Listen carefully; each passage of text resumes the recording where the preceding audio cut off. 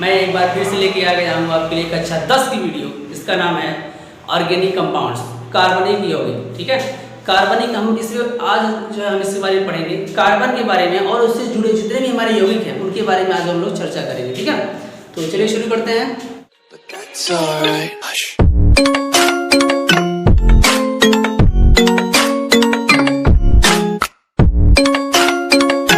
सबसे पहले हमें इसके बारे में क्या पढ़ना है कि कार्बन होता क्या है और कार्बन की विशेषता क्या है। ठीक है, सबसे पहले कार्बन के बारे में पढ़ते हैं हम लोग। कार्बन, ठीक है, कार्बन का जो प्रतीक होता है वो C होता है। क्या होता है? C। ठीक है, और इसका जो परमाणु क्रमांक होता है साहब ना, वो होता है 6। कितना होता है? 6। बोहर परी से अगर इसका इलेक्ट्रॉनिक विन्यास करते हैं तो हो जाता है मेरे भाई 2 और 4। कितना होता है? 2 और 4 होता है।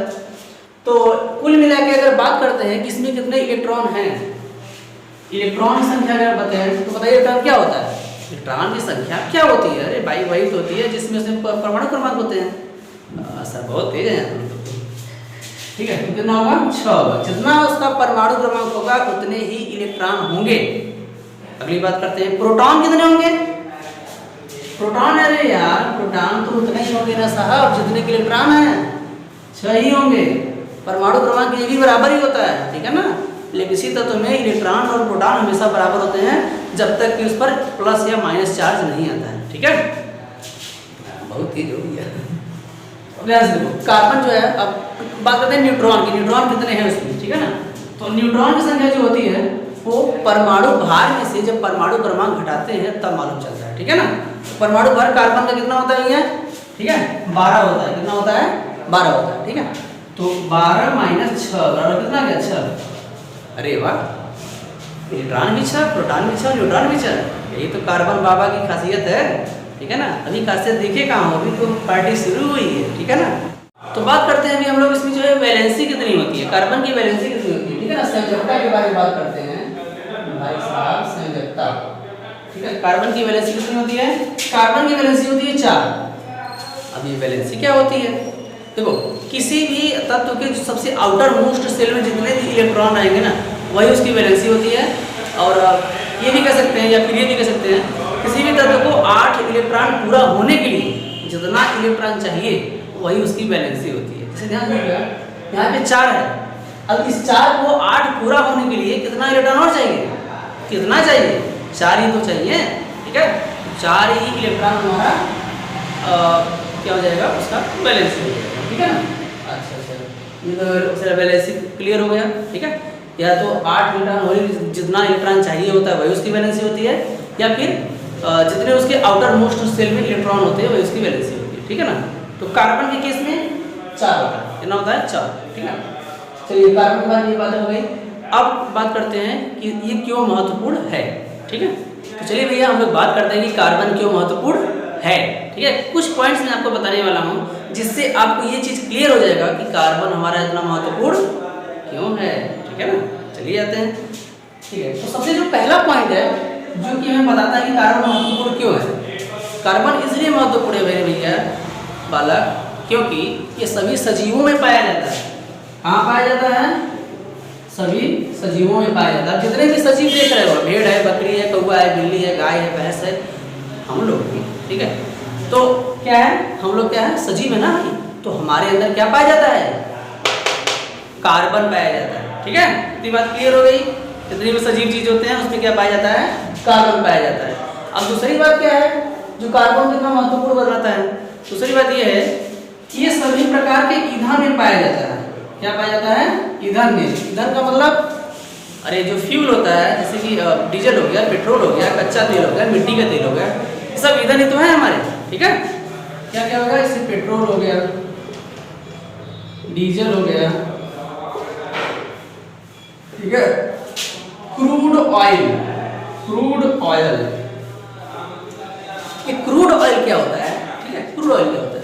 क्रूड ऑयल जो होता है वो कच्चा तेल को कहते हैं। ठीक है ना, कच्चा तेल को रिफाइनरी में ले जाते हैं, फिर जाकर उसका जो है शोधन करके पेट्रोल और डीजल बनाया जाता है। ठीक है, तो बहुत तेज हो तुम लोग, मैं जानता हूँ। क्रूड ऑयल होता है कच्चा तेल। तो जितने भी चीज़ें देख रहे हो ना, ये सब में कार्बन बहुत ज़्यादा मात्रा में पाया जाता है। ठीक है ना, माने पर्याप्त मात्रा में पाया जाता है।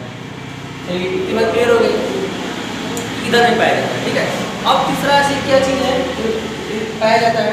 तीसरा है हमारा भैया कार्बनिक पदार्थ, ठीक है, कार्बनिक पदार्थ, ठीक है। कार्बनिक पदार्थ जितने भी होते हैं ना सर, उसमें क्या पाया जाता है, हमारा कार्बन पाया जाता है। क्या पाया जाता है, कार्बन। कार्बनिक पदार्थ में कौन कौन आ गया, जैसे हमारा कार्बोहाइड्रेट हो गया, क्या हो गया, कार्बोहाइड्रेट हो गया, ठीक है। और क्या हो गया, प्रोटीन हो गया, ग्लूकोज हो गया, क्या हो गया, ग्लूकोज, ठीक है। विनेगर हो गया, विनेगर, ठीक है, प्रोटीन हो गया, ग्लूकोज हो गया, विनेगर हो गया। और क्या होता है, वसा हो गया, वसा, ठीक है सर। वसा में बहुत ज़्यादा कार्बन पाया जाता है, ठीक है ना। वसा का जो जैसे हमारा साबुन हो गया, नहाने वाला साबुन, तो नहाने वाले साबुन में जो होता है वो तो जो नहाने वाला साबुन होता है वो जो होता है उसमें वसा पाया जाता है। उसका जो मतलब फॉर्मूला होता है लगभग ये होता है C17H35 COONA। देख रहे हो ये कार्बन कितना ज़्यादा मात्रा में मौजूद है यहाँ पे, 17, ठीक है।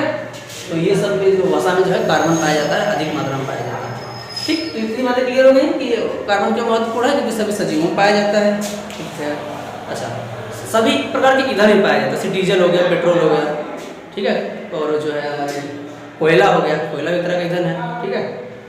कार्बनिक पदार्थ जैसे हमारा प्रोटीन हो गया, कार्बोहाइड्रेट हो गया, और वसा हो गया, विनेगर हो गया, ग्लूकोज हो गया, सब नए कार्बनिक पदार्थ होते हैं ना। ग्लूकोज जानते हो ना, ग्लूकोज C6H12O6 इसका जो फार्मूला होता है, हाँ वही है ग्लूकोज, जो गर्मियों में जो है घोल घोल के पीते हो, ठीक है, अपनी एनर्जी को बढ़ाने के लिए ग्लूकोज। ग्लूकोज के अलावा और कौन कौन सी चीज़ें हैं जिन्हें पाया जाता है, अभी तो सबसे इम्पोर्टेंट मैं भूल ही जा रहा हूँ, प्लास्टिक, ठीक है। तो प्लास्टिक सर ऐसी चीज होती है इसमें हमारा क्या पाया जाता है, कार्बन पाया जाता है। जितने भी प्रकार के आप प्लास्टिक देख रहे हो अपनी ज़िंदगी में, अपनी लाइफ में, ठीक है, उसमें क्या पाया जाता है भैया, उसमें पाया जाता है हमारा कार्बन पाया जाता है, ठीक है। अच्छा, इतनी बातें क्लियर होगी कार्बन क्यों महत्वपूर्ण है। अब थोड़ा चलिए भैया, अब हम बात करते हैं कि कार्बन क्यों अद्वितीय है। अद्वितीय, अद्वितीय का मतलब होता है इसके जैसा कोई ना हो, ठीक है। तो कार्बन में कुछ ऐसी प्रॉपर्टीज होती हैं जो अन्य तत्वों में नहीं पाई जाती है, ठीक है।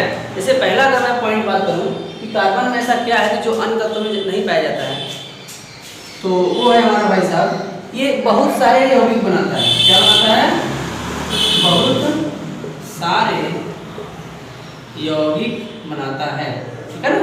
कार्बन की क्वालिटी होती है कि बहुत सारे यौगिक बनाता है। और उसके बाद दूसरा पॉइंट क्या है जो इसको अलग करता है अन्य तत्वों से, दूसरा पॉइंट ये है कि देखो कार्बन से जो यौगिक बनता है उनको सर एक तरफ कर लीजिए, और जो बाकी हमारे तत्व हैं उनको 118 तत्व हैं पूरे औषधि में, तो कार्बन से जो यौगिक बनता है उसको एक तरफ कर लीजिए, और जो अन्य तत्वों से जो यौगिक बनता है उसको एक तरफ कर लीजिए। तो आप देखेंगे कार्बन वाला जो यौगिक है वो बहुत ही ज़्यादा है, ठीक है ना। दूसरा प्रॉपर्टी इसकी यही है, कार्बन से बने यौगिक एक तरफ, ठीक है, और जो अदर एलिमेंट्स हैं हमारे, अदर एलिमेंट्स, जो अदर एलिमेंट्स हैं, ठीक है, उनसे जो यौगिक बनता है उनको एक तरफ कर लीजिए, देखेंगे कार्बन वाला ज़्यादा रहेगा। इसीलिए तो मैं कहता हूँ कार्बन बाबा की जय, ठीक है। उसके बाद क्या करते हैं, तो ये अगला पॉइंट इसका क्या है, अगला पॉइंट इसका ये है कि ज़्यादा यौगिक बनाता है, इसीलिए इसकी एक अलग से शाखा बनाई गई है, ठीक है। कार्बन से यौगिक बनते हैं उनकी एक अलग शाखा बनाई गई है जिसका नाम है कार्बनिक रसायन। क्या नाम है उसका, कार्बनिक रसायन, ठीक है। कार्बन बहुत ज़्यादा यौगिक बनाता है, इसलिए इसकी अलग से ब्रांच बनाई गई है जिसको हम लोग क्या कहते हैं, कार्बनिक रसायन, ठीक है ना। तो ये सब प्रॉपर्टीज है जो कार्बन को अदर एलिमेंट से अलग करती है, ठीक है ना। चलिए आगे चलते हैं। तो मैं कुछ आपको जो है कार्बन के जो यौगिक बनते हैं उनके बारे में बता देता हूँ आपको। जैसे मैंने बात करते हैं यहाँ पे CH4, ठीक है, इसका नाम है मीथेन। क्या नाम है इसका, मीथेन नाम है। अगर इसका हम लोग संरचना देखना चाहेंगे तो C के साथ 4 डंडी लगाना है आपको। क्यों, क्योंकि कार्बन की वैलेंसी 4 होती है, केवल 4 बॉन्ड ही बना सकता है पूरा, तो ये CH4 हो गया, ठीक। उसके बाद एथेन C2H6, इसका नाम है एथेन, ठीक है। तो इथेन है वो C2H6। अच्छा, इसका अगर स्ट्रक्चर देखना चाहेंगे तो मैं यहाँ पे आपको दिखा देता हूँ। यहाँ पे C 1 2 3 4, अच्छा 1 2 3, चौथा वाला इधर है ना, एक हाइड्रोजन, एक हाइड्रोजन, एक हाइड्रोजन, एक हाइड्रोजन, एक हाइड्रोजन, एक हाइड्रोजन, 2 कार्बन 6 हाइड्रोजन, ठीक है, इसको कहते हैं एथेन। और भी बात सारी होगी, जैसे मैं बात करता हूँ प्रोपेन, ठीक है, C3H8, ये हो गया हमारा प्रोपेन। प्रोपेन का स्ट्रक्चर क्या होगा, 1 2 3, 1 1 1 1 1 1 1 1 1 H हो गया, H हो गया, H हो गया, ट्याऊ ट्याऊ ट्याऊ ट्याऊ ट्याऊ ट्याऊ, ठीक है, तो 3 कार्बन और 8 हाइड्रोजन, ठीक है। तो ये होता है हमारा प्रोपेन, इसका नाम है प्रोपेन। क्या नाम है, लिख लीजिएगा, लिख लीजिएगा भैया, इसका नाम क्या है, प्रोपेन। क्या है, प्रोपेन।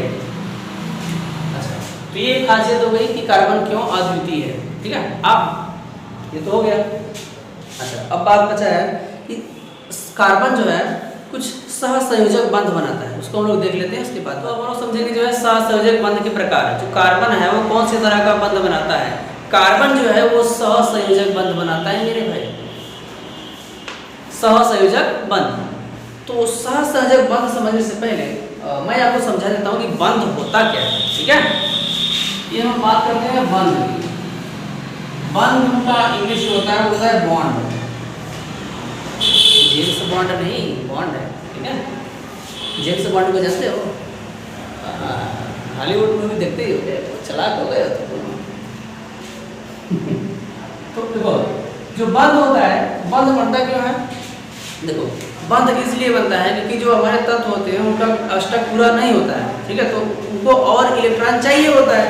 तो उसी इलेक्ट्रॉन को पूरा करने के लिए जो पहला जो हमारा एटम होता है वो दूसरे एटम से जो है एटम के साथ अट्रैक्शन होता है उसका, और वो बंध बनाता है अपनी संयोजकता को पूरा करने के लिए, अपना अष्टक पूरा करने के लिए, ठीक है ना।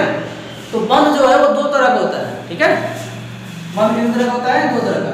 एक पहला होता है हमारा आयनिक बंध, ठीक है, आयनिक बंध होता है, जिसे हम लोग कहते हैं इंग्लिश में ionic bond. Ionic bond English वाले भी देखते चलेंगे भैया।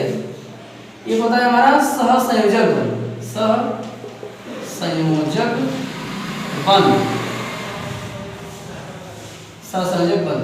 इसको इंग्लिश में लोग बोलते हैं कोवैलेंट बॉन्ड। क्या कहते हैं, कोवैलेंट बॉन्ड,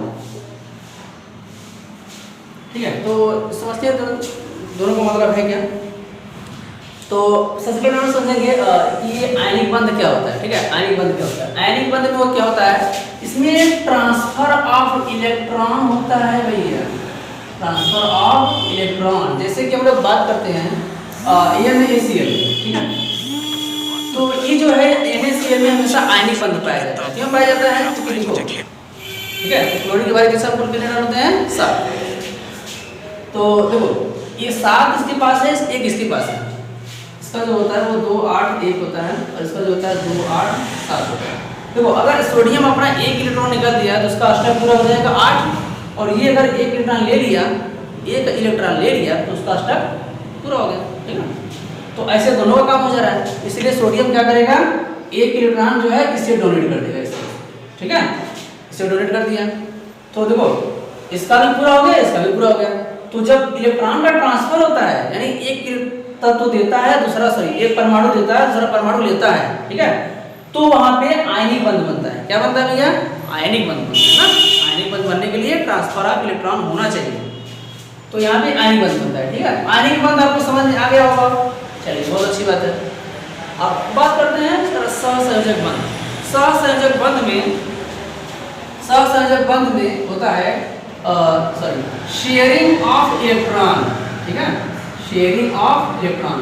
जब भी इलेक्ट्रॉन की शेयर की बात आएगी, माने सहभाग करते हैं, ठीक है ना, अपना अपना सहभाग करते हैं। शेयरिंग माने शेयर करते हैं, ठीक है।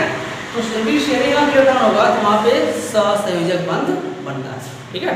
जैसे अगर हम लोग बात करते हैं हाइड्रोजन, ठीक है, हाइड्रोजन जो होता है वो H2 होता है। वो बना कैसे, देखो हाइड्रोजन की बारी के समय 1 इलेक्ट्रॉन होता है, ठीक है। तो दूसरा वाले हाइड्रोजन देखो 2 हाइड्रोजन है, एक हाइड्रोजन दूसरा हाइड्रोजन, इसके भी बारी कक्षा में 1 इलेक्ट्रॉन होगा। तो ये क्या करेगा, ये इसका ले लेगा इलेक्ट्रॉन, ये वाला जो है इसका ले लेगा, ठीक है।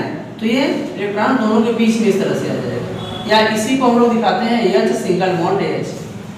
तो देखो यहाँ पे इलेक्ट्रॉन की शेयरिंग हुई है, ठीक है, शेयरिंग हुई है इसीलिए ये सहसंयोजक बंध है या फिर कोवैलेंट बॉन्ड है। ठीक है, कोवैलेंट बॉन्ड में क्या होता है, इलेक्ट्रॉन शेयर किए जाते हैं। क्या किए जाते हैं साहब, इलेक्ट्रॉन शेयर किए जाते हैं। और जबकि आयनिक बंध में क्या होता था, इलेक्ट्रॉन ट्रांसफर किया जाता था, माने पूरा ट्रांसफर कर देते थे। ठीक है, तो ये दोनों में अंतर होता है। तो सहसंयोजक बंध जो है 3 प्रकार का होता है। कितने प्रकार का होता है, 3 प्रकार का। पहला सहसंयोजक बंध जो होता है वो 3 प्रकार का होता है। पहला क्या होता है, एकल बंध होता है। क्या होता है, एकल बंध। इसे हम लोग कहते हैं इंग्लिश में सिंगल बॉन्ड। ठीक है, सिंगल बॉन्ड माने एकल बंध। दूसरा द्विबंध, द्विबंध माने डबल बॉन्ड।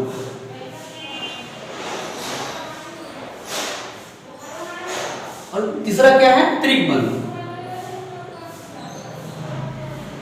त्रिक बंध, इसे कहते हैं हम लोग ट्रिपल बॉन्ड।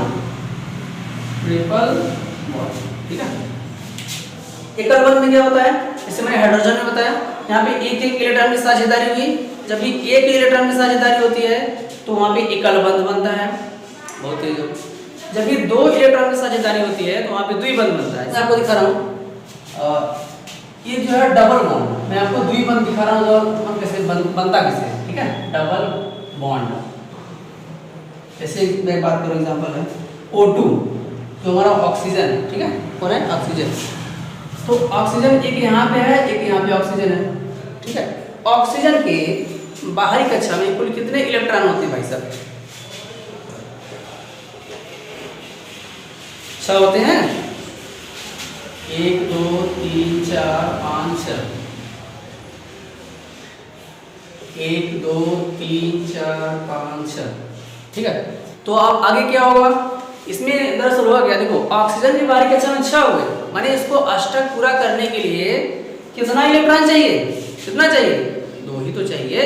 6 है, 6 में 2 जोड़ेगा तभी तो 8 आएगा। तो क्या करेंगे, इसमें ये जो पहला वाला ऑक्सीजन है दूसरे वाले ऑक्सीजन से 2 इलेक्ट्रॉन लेगा। कितना लेगा, 2। ए वाला ले लिया। ठीक है, अब ये दूसरा वाला जो ऑक्सीजन है ये दूसरे वाले ऑक्सीजन एटम से 2 इलेक्ट्रॉन लेगा, ये भी। हाँ, ये कह रहा है कि हम देंगे थोड़ी ना, हम भी लेंगे। ठीक है ना, हम देने वाला में से नहीं है। तो ये भी 2 लिया, ये भी 2 लिया।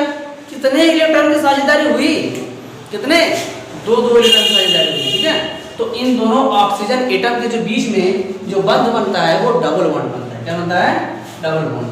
ये डबल बॉन्ड। और जो इलेक्ट्रॉन बचे रहेंगे उनको इसी तरह से लिख लेंगे, ऐसे देखो, ये 2 और 2 बचे, ये 2 और 2 बचे, ये तो साझेदारी में चले गए ना, तो साझेदारी में चले गए। ठीक है ना, तो साझेदारी में चले गए तो उनको नहीं लिखेंगे, ये तो डबल बॉन्ड बना लिया। ठीक है, तो ये डबल बॉन्ड बनाता है, द्विबंध बनाता है। ठीक है, त्रिक बंध क्या होता है, जिसमें 3 इलेक्ट्रॉन की साझेदारी होती है। जैसे बात करते हैं नाइट्रोजन की। ठीक है, नाइट्रोजन यही होता है हमारा, नाइट्रोजन की बार, एक नाइट्रोजन यहाँ हो गया, एक नाइट्रोजन यहाँ हो गया। नाइट्रोजन के बारी के साथ कुल कितने इलेक्ट्रॉन होते हैं भाई, नाइट्रोजन 7, 2 और 5 होता है। कितना होता है, 5। 1 2 3 4 5, 1 2 3 4 5। ठीक है, अच्छा 5 है, इसको अष्टक पूरा करने के लिए कितने इलेक्ट्रॉन चाहिए, 3 ही तो चाहिए। देखो 5 है, 5 में 3 जोड़ेगा तभी 8 आएगा। अच्छा, तो क्या करेगा, ये 3 इलेक्ट्रॉन इससे ले लेगा, ऐसे इस तरह से। और ये नाइट्रोजन ये 3 ले लेगा। ठीक है, कितने इलेक्ट्रॉन की साझेदारी हुई, कितने, 3। तो क्या होगा, यहाँ पे ट्रिपल बॉन्ड बनेगा, 1 2 3। ठीक है, 1 2 1 2, 2 इलेक्ट्रॉन बचे हुए हैं ना। ठीक है, इस तरह से लिखेंगे। अब ये मैं सोच रहा हूँ चतुर्थ बंध भी बनेगा, नहीं चतुर्थ बंध नहीं बनता। ठीक है ना, केवल त्रिक बंध तक ही बनता है। ठीक है, तो इतना मैंने आपको समझा दिया। अब जो है गर्मी काफ़ी लग रही है, तो क्या करते हैं, अभी इस वीडियो को यहीं ओवर करते हैं। बाकी का हम लोग इसके बारे में बताएंगे नेक्स्ट वीडियो में। तब तक देखते रहिए एजुकेशन इज मस्ट। और मेरे चैनल को सब्सक्राइब जरूर कीजिएगा, क्योंकि इससे आप जो है एजुकेशनल कंटेंट आप पा सकते हैं। ठीक है, आप जितने भी आपके मित्र हो, दोस्त हो, सबको दिखाइए और हमें सपोर्ट कीजिए। चलते हैं, धन्यवाद। Sorry, it's DJ.